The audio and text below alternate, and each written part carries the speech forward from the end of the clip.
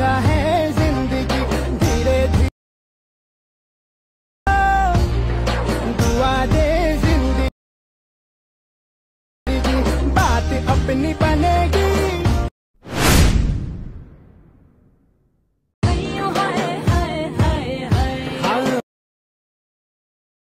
नशा है जिंदगी धीरे धीरे दुआ दे जिंदगी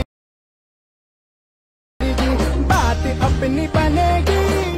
तुम्ही जो आता प्रीमध्ये व्हिडिओ पाहिला तो क्रिएट करणं अगदी सोपं आहे। सर्व एडिटिंग तुम्हाला आपण व्हिडिओमध्ये सांगितलं। हा जो व्हिडिओ आहे तो इंस्टाग्रामला खूपच ट्रेंडिंगला चालला आहे। त्याच्यावरती जे ट्यूटर आहे ते आणलेला हा जो व्हिडिओ आहे तो पण कॅपकटमधून क्रिएट केलेला आहे।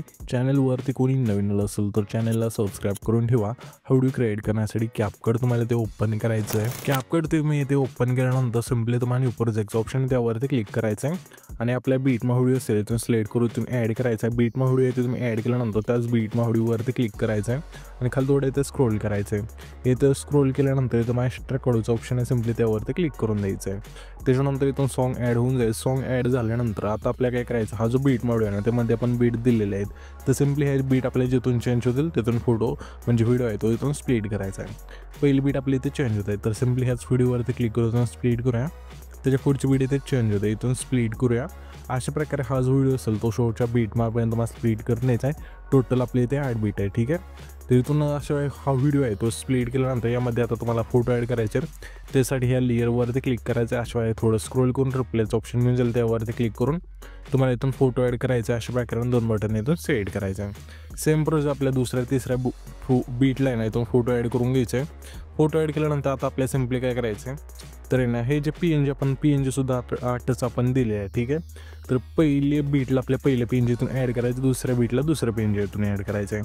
तर पहिली जी बीट आहे त्याला PNG ॲड करण्यासाठी फोटोच्या पहिल्या एंड यायचं आहे आणि सिम्पली आपल्या ओव्हरलेचं ऑप्शन आहे त्यावरती क्लिक करा पुन्हा ॲड ओव्हरलेवरती क्लिक करून पहिल्या PNGतून ॲड करायचं आहे।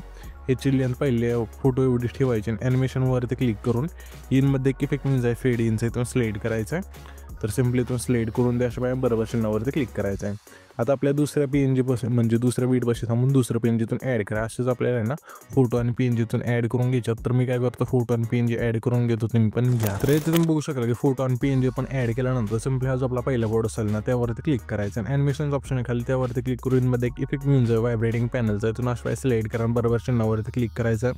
त्याच्या पुढं कॉम्बोमधला स्ट्रेच आणि डिस्ट्रोचा इथून एक सिलेक्ट करायचा आहे। पुन्हा आपल्या त्याच्या पुढं सिम्पली कॉम्बोमधला प्लॅनमा 1चा इथं एक सिलेक्ट करायचा आहे। त्याच्यानंतर त्याच्या पुढं सिम्पली कॉम्बोमधला प्लॅनमा 2चा इथं एक सिलेक्ट करायचा आहे। पुन्हा आपल्या त्याच्या पुढचा फोटो आहे त्या फोटो सिम्पली कॉम्बोमधला झूम 1चा जो वेळ असेल इथून सिलेक्ट करायचा आहे। पुन्हा आपल्या त्याच्या पुढचा फोटो आहे त्या फोटो सिम्पली ना कॉम्बोमधलाच आपल्याला ना स्लाइड अँड व्ह्यूचं जो इफेक्ट असेल इथून सिलेक्ट करायचा आहे। त्याच्या पुढं सिम्पली आपल्याला आहे ना कॉम्बोमधलाच वेव अँड स्लाइडचा जो इफेक्ट असेल इथून सिलेक्ट करायचा आहे। पुन्हा आपल्या त्याच्या पुढचा फोटो आहे त्या फोटो सिम्पली कॉम्बोमधला डिस्टो लेफ्टचा इथे सिलेक्ट करून बरोबर चिन्हावरती क्लिक करायचं आहे। इथून हे सर्व इफेक्ट दिल्यानंतर पहिले एंजिटेचे इफेक्ट्स ऑप्शन आहे खाली त्यावरती क्लिक करायचं। पुन्हा व्हिडिओ इफेक्टवरती क्लिक करून इनड्रॉ अँड आउटड्रॉमध्ये द्यायचं। यामध्ये मग इफेक्ट म्हणजे हॅलो ब्लरचा अशा इथून सिलेक्ट करून बरोबर चिन्हावरती क्लिक करा। त्याच्यानंतर ह्या जे चिल्ल्यान तसे पहिलं जो फोटो आहे तेवढीच ठेवा।